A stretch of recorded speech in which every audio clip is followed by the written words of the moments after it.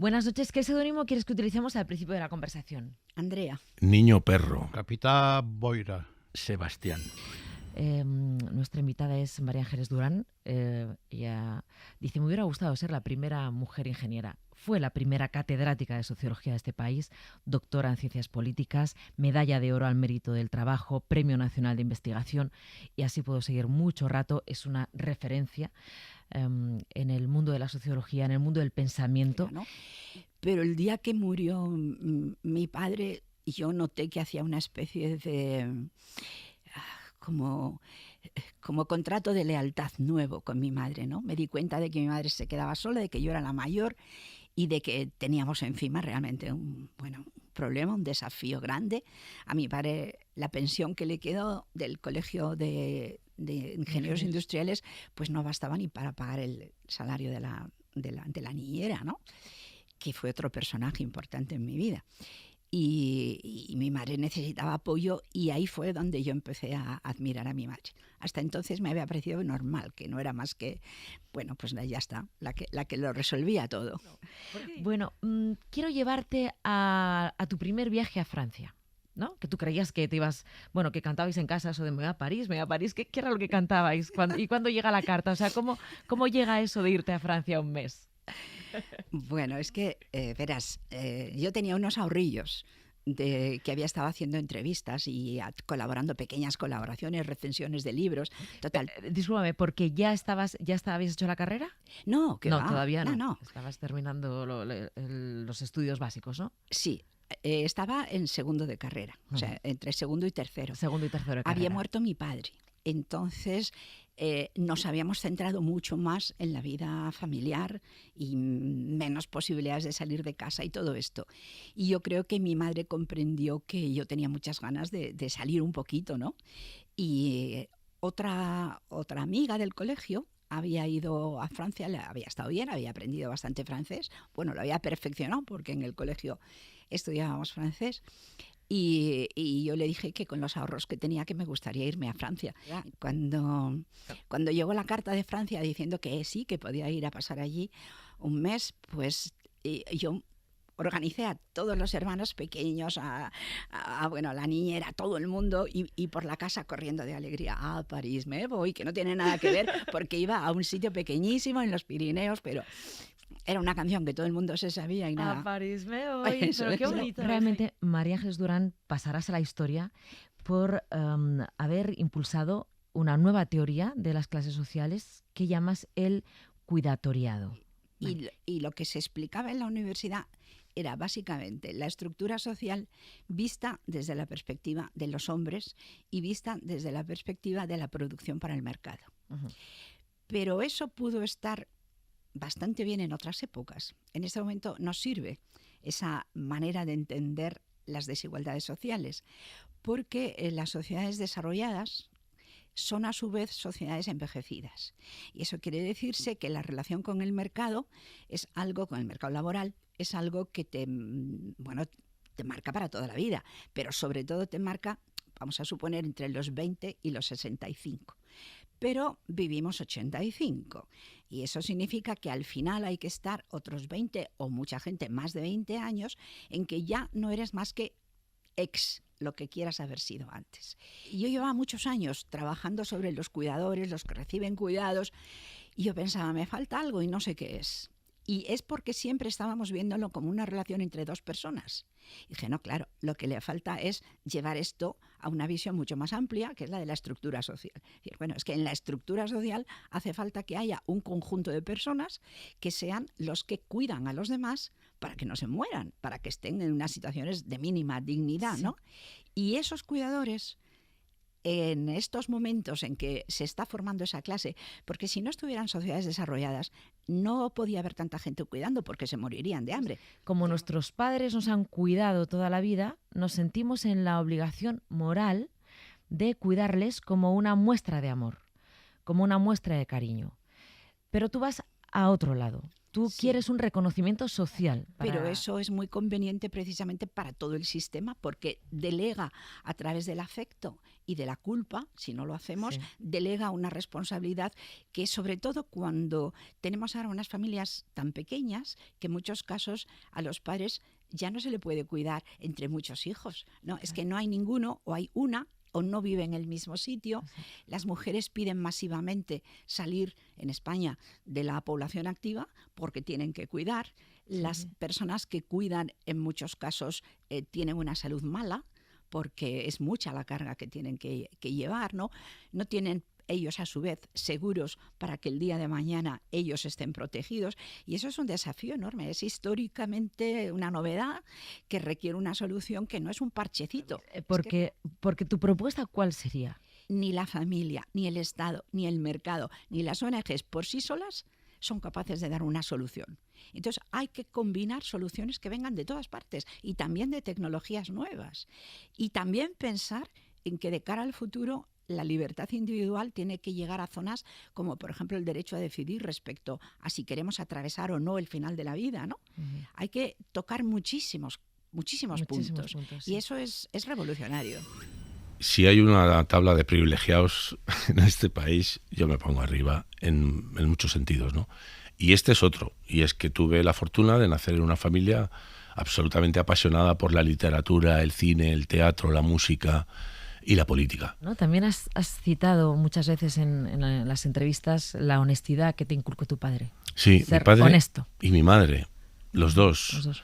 Sí. De mi madre he heredado sobre todo el no dejarme pisar. Y eso lo he aprendido de ella desde niño. Con la policía o con un tipo que, yo qué sé, un dependiente o lo que sea, ¿no? De no dejarse pisar con un familiar. De contestar cuando tiene que contestar y de dar su opinión y no dejarse pisar, básicamente, ¿no? Te matriculas en la escuela de Cristina Rota, ¿no? No sí. sé si fue inmediatamente, pero bueno, que te 2 o 3 matriculas años en la escuela después, de Cristina sí, Rota y conoces a dos personas muy importantes en tu vida personal y profesional, entiendo, ¿no? Ernesto Alterio y Alberto San Juan. ¿Qué recuerdas de esa época? Pues, ahí viene otro de mis privilegios, que es haber entrado en esa escuela en ese momento histórico en el que, bueno, pues eso, Ernesto Alterio, Alberto San Juan, Secund de la Rosa, Pilar Castro, Natalie Poza, Ana Rayo, Juan Diego Boto, Penélope Cruz, Armando del Río. Y al principio yo entré ahí porque después de volver de Estados Unidos no quise volver a estudiar, entré en un instituto, pero duré lo que duré. Y empecé a trabajar en 1000 cosas, desde en el aeropuerto de Barajas hasta haciendo tartas en una fábrica, hasta de mensajero. Y un día un amigo me dijo, haciendo el chorra, que es lo que solíamos hacer, tú podías ser actor y tal. Y se me quedó eso ahí, que nunca lo había pensado en mi vida.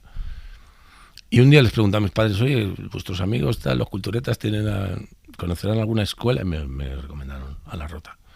Y ahí me encontré con toda esta gente. Y claro, ahí conocí a Alberto, que Alberto y yo tenemos una vida muy paralela. Tenemos una familia de profesiones liberales que se llamaban antes, no sé si se sigue llamando, 4 hermanos, una hermana, 3 hermanos. Fuimos a los mismos colegios, al mismo instituto, y caímos en la misma escuela de teatro. Y él, bueno, nos habíamos visto, tampoco habíamos tenido relación, pero me ofreció un sketch de teatro. Y luego le ofreció otro a Natalie Poza y otro a Ernesto. Y así montamos nuestro primer espectáculo, que se llamaba Animalario. Sí. Y a partir de ahí, otro momento privilegiado de mi vida fue conocer a esta gente. ¿Será porque echaba de menos tanto tiempo sin hablarte? Y tengo 7 vidas. ¿Dónde se va tu cabeza? Pues mira, a otro de los momentos importantes de mi carrera profesional, sin ninguna duda, ¿no? A caer ahí en el 7 vidas de Richard, con el Richard, y a caer ahí una vez más rodeado de, pues probablemente de los mejores talentos de la comedia que había en ese momento, ¿no? Javier Cámara, tú ahí imaginabas, Portillo, imaginabas Gonzalo de Castro. Sí, increíble el número de actores, como citabas antes de lo de Cristina Rota, ¿no? Es increíble que se junte tanto talento en tan pocos metros cuadrados. Pues en 7 vidas pasó eso. Tú, cuando te fichan, Ya 7 vidas era una serie muy potente. Sí. O sea, tú ya sabías que ibas a 7 vidas Claro. y que ibas a una serie que era la número 1 en esos años, ¿no? Claro, yo iba dando saltos. Claro, porque no sé si que me llevaban han ya... fichado en 7 vidas. Claro, no sé si llevaban ya 2 temporadas. Una seguro, pero tal vez 2. Alberto San Juan y Guillermo Toledo. ¿Ves? Ya decían Guillermo. Ya, sí me he fijado, es verdad, cuando sacábamos el corte, que mira, ya decían Guillermo. Oye, Guillermo, Dime. tú y yo habíamos dicho que si hacíamos los Goya era para tirarnos a la piscina. ¿A qué, Cristina? Para tirarnos a la piscina. chiste, Aquí se va a tener que mojar Ahora alguien. sería posible. No. Aquí se va a mojar alguien. Señoras y señores, con todos ustedes, don José María Aznar. Este sketch es obra Y maestra. su bellísimo acompañante. Este es Javi Gutiérrez y Roberto Álamo. Con el gobierno de Aznar se aprobó la ley de extranjería. Y ahí ya le dije a Alberto San Juan, le dije, tío, está muy bien que vayamos a las manis, pero aquí hay que poner el cuerpo ya, porque esto no lo podemos tolerar. O sea, que de repente se convierta a millones de seres humanos en ilegales, ¿no? Y todo lo que conllevaba la ley de extranjería. Y entonces nos encerramos en una parroquia, hubo muchos encierros, no sé si te acuerdas, en Barcelona, en Madrid, contra la ley de extranjería, generalmente en iglesias y parroquias.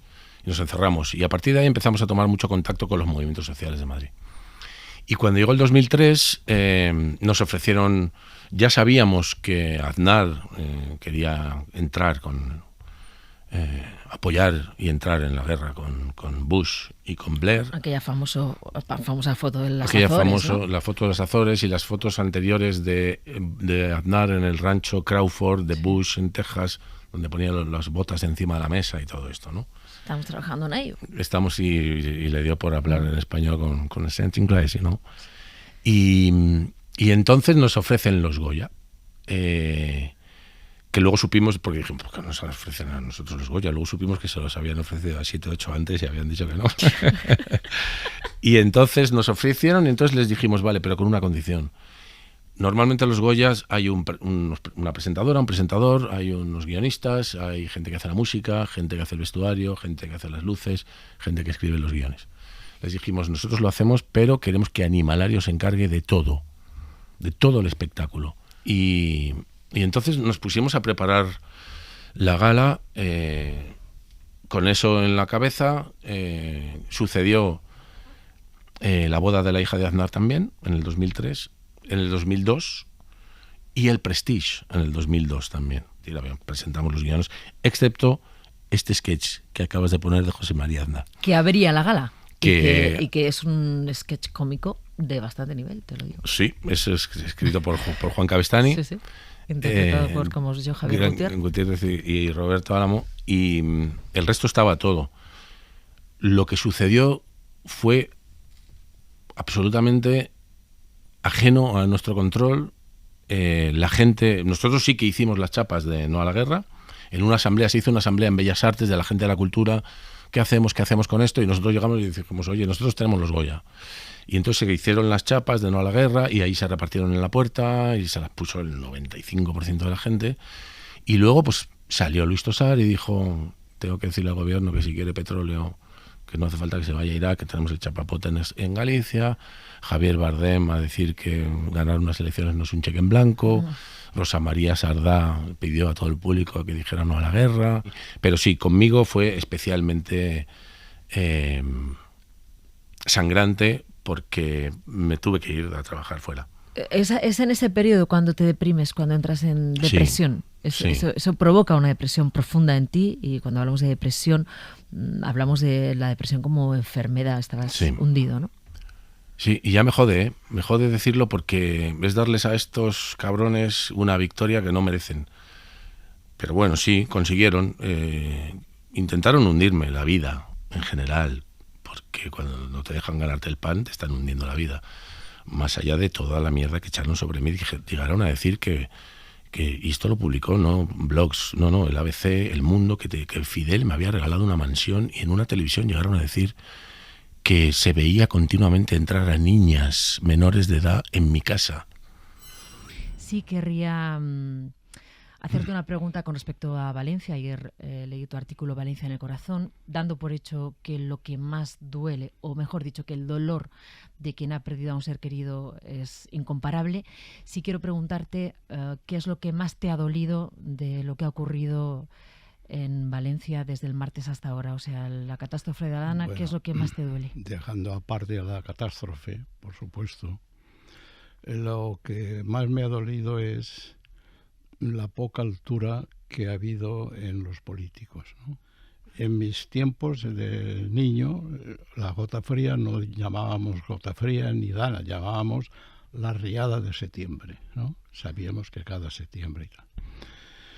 Lo que a mí más me duele es que la política está en la política española, la confrontación es como un mar caliente, ¿sabes?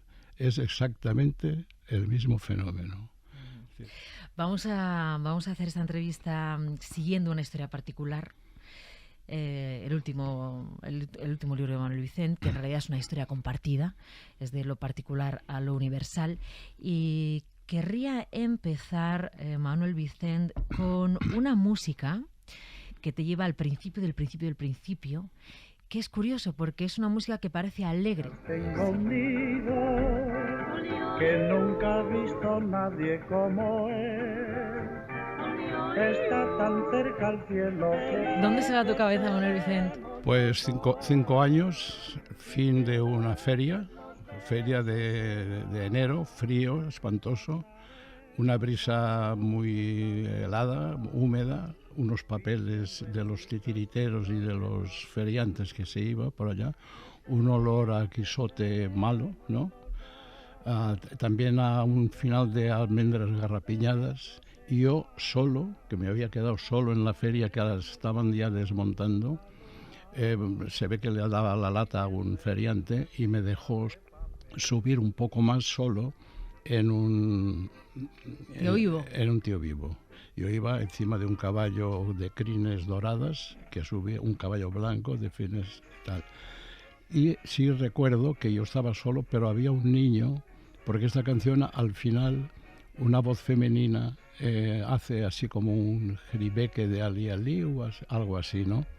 Y recuerdo que el chico este, que sería un adolescente o un poco mayor, dijo, ¡qué puta! Yo no sabía qué significaba eso, pero sé que no estaba bien, ¿no? Que era una expresión que rompía, digamos, esa atmósfera era una feria que se iba, ¿no?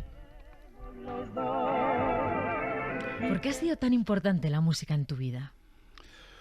Bueno, porque yo creo que el sonido, lo que es la música, el sonido es el de los 5 sentidos corporales, el que hace más paisaje, un paisaje sonoro, el que va más directamente al fondo del cerebro, es decir, nuestro cerebro se alimenta de 5 vías sensoriales, ¿no? Los 5 sentidos corporales. Sí. El que más profundamente llega es el oído, el sentido.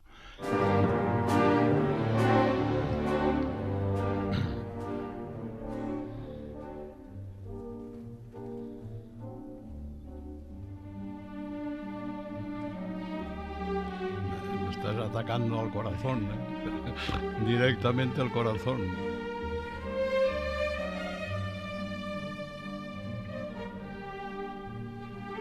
Porque esta la tocaba tu padre a violín. Mi padre la era leyenda un del beso. topo nacional. Estaba escondido en su propia casa, en un altillo arriba. Y yo pues yo iba a gatas. Los militares republicanos se habían quedado con las habitaciones de abajo para oficinas, ¿no? Pero cerraban a las 7 de la tarde y quedaba, pues, mi madre andaba por allí, para arriba y para abajo. Y yo recuerdo que por la escalera, ¿no?, bajaba esa melodía, y yo, por lo visto, según me decía mi madre, yo iba a gatas mirando y subiendo hacia esa melodía, a ese violín. Iba yo subiendo a gatas por la escalera, como escalando, ¿no? Sí, sí. Es verdad, bueno, claro, lo he leído en el libro, todo lo que te pregunto lo he leído, así que es verdad, pero que hay una banda sonora, la de Candilejas, ¿qué es la que a ti te hace ser escritor? ¿Cuál es esa relación? Yo por la tarde me pongo música, ¿no? Sí. Que voy casi contra mis sentimientos, porque como me gusta, me pongo la música que me gusta, pues es la música que me ha gustado siempre, sí. La música, sobre todo el jazz, ¿no? Sí. Y de Candilejas a veces me pongo... un día sonó Candilejas y me vino a la memoria como una placa, se abrió una placa en mi memoria de saliendo del cine Rex de Valencia y sonaba, había visto la película Candilejas y yo salí pensando en que podía ser escritor. Manuel Vicent, una historia particular es la historia de tu vida hasta hace unos cuantos años. No sé si tienes previsto escribir la otra parte que te queda. La otra parte hay que escribir desde el más allá. Ya tiene que ser por señales de humo, pero de humo de tanatorio, claro. ¿Fue traumática para ti esa salida del pueblo para llegar a la gran ciudad, a Barcelona con tus hermanos? Ya tenías 9 años, la vida empieza otra vez porque tu padre tiene que buscar un trabajo nuevo, tu madre también se pone a trabajar. O sea, ¿fue traumático para ti ese cambio? Bueno, yo salí, recuerdo lloraba aquel día, pues porque me daba mucha pena abandonar el pueblo. Mi padre había salido un año antes a buscar trabajo, ya lo había encontrado, un piso y entonces ese día emigrábamos el resto. Sobre todo ir a despedir a mi abuelo. Yo vi a llorar a mi abuelo ese día por primera vez en la vida, nunca más. Y me impresionó mucho. Pero luego nos adaptamos muy bien a Barcelona porque de hecho somos aragoneses de habla catalana y por tanto lo teníamos muy facilito. No. Voy a preguntarte por qué te hiciste periodista, pero deja que ponga antes una canción porque uno de tus hijos ha dicho que si no hubieras sido periodista hubieras sido batería de Maná. Y es verdad. Probablemente ya de mí te has olvidado y sin embargo yo te seguiré esperando. Pues me gustaría mucho haber sido batería. Ya con los bastones, ¿no? No, ya no, con el vale de bastones. No solamente con los bastones, pero además es la canción que más me gusta esta. O sea que es una de las que más me gusta y donde el batería es extraordinario. Lo he visto 2 veces, 3 en conciertos y me parece que es un fuera de serie, aunque no hubiera sido tan bueno como él. ¿Por qué te hiciste periodista? Bueno, fíjate, en un pueblo del Pirineo y sin ningún antecedente, mis abuelos los Campo tenían una fábrica de harinas donde trabajaba mi padre y mi otro abuelo era el secretario del ayuntamiento. Yo he reconstruido, que soy muy de datos, a través de la conversación con el del coche línea, que es el que nos unía a Lleida y por tanto el que traía. ¿Qué traía? ¿Cuántos periódicos traía usted? Y traía 6 cada día. Y entonces 2 iban a casa de mi abuelo Manuel Campo, 1 a casa de mi abuelo José Vidal, La Vanguardia. La Vanguardia también a casa de mi padre. Y luego había otros 2. Sumábamos 4 en la familia, era el maestro y el bar. Entonces yo digo, vivía en una conversación en la que mi padre y mis 2 abuelos leían los periódicos y por lo tanto estaban muy actualizados. Pero entonces yo recuerdo que además mi padre escuchaba siempre la radio y escuchaba pues el parte de Radio Nacional. Y era los problemas de Argelia y todo eso, ¿no? Y entonces hablaban del general de Gaulle. Y yo leía los periódicos, aunque tenía 7 u 8 años, pero vamos, yo los leía y los veía. Fuimos a vivir a Cornellá. Y en el año 62 hubo las inundaciones que tú acabas de recordar, además a propósito de Valencia, supongo, ¿no? Uh-huh. Y en aquel momento, mi padre, que era muy seguidor de la radio y de la información, nos dijo, poner la radio y escuchar a ese hombre. Y ese hombre era Joaquín Soler Serrano, que dijo, voy a estar 24, hasta que no lleguemos a, no me acuerdo la cantidad, de miles, 1 millón de pesetas o algo así, porque la gente iba a J1 Radio Barcelona, calle Caspe número 6, ahí la primera vez que yo hablé por la radio, en esta cadena, llevaba ropa y pues llevaba pues, auxilios y tal, y llevaba dinero. Y dijo, no me voy a dormir hasta que lleguemos, me parece que era 1 millón de pesetas. Pero yo probablemente fui periodista por aquel microclima familiar que teníamos, aunque vivíamos en el Pirineo, pero además por aquel impacto de lo que vi en aquel momento de aquel hombre heroico, me parecía, y esa solidaridad radiofónica que movilizó tanto. Estamos ahora hablando de transportes y vamos a seguir hablando de transportes, Concha. Sí, porque 120 vuelos han cancelado las compañías aéreas españolas a causa de la nueva huelga de controladores que se ha iniciado. ¿Esa etapa? Bueno, esa etapa fue muy interesante. Yo ya presentaba el telediario de las 9 de la noche en Televisión Española y pasamos a parejas. Y a mí me tocó, por suerte, a Concha. Ella solía decir, y por suerte me tocó a mi Manuel, pues mira que bien. Y fuimos muy amigos, muy cómplices, nunca novios. Nos gustaba a los dos decirlo ahí. Y pasábamos tiempo sin vernos y seguíamos la conversación normal. Fuimos 27 años amigos hasta que, desgraciadamente, ella desapareció, ¿no? Bueno, a mí me pasaron al telediario de las 3 con ella, porque así a las 9 hacía un programita que se llama Punto y Aparte, que era una entrevista después del telediario de las 9 y me daba tiempo a prepararla, a recibir a los invitados. Fue una época muy bonita, digamos, en televisión, y después, fíjate, vino la época de la SER y estuve aquí haciendo ahora 25 o 4 años y fui muy feliz también en esta casa. Son las 11 de la noche, las 10 en las Islas Canarias. En la cadena SER, hora 25. Buenas noches, les habla Manuel Campo Vidal.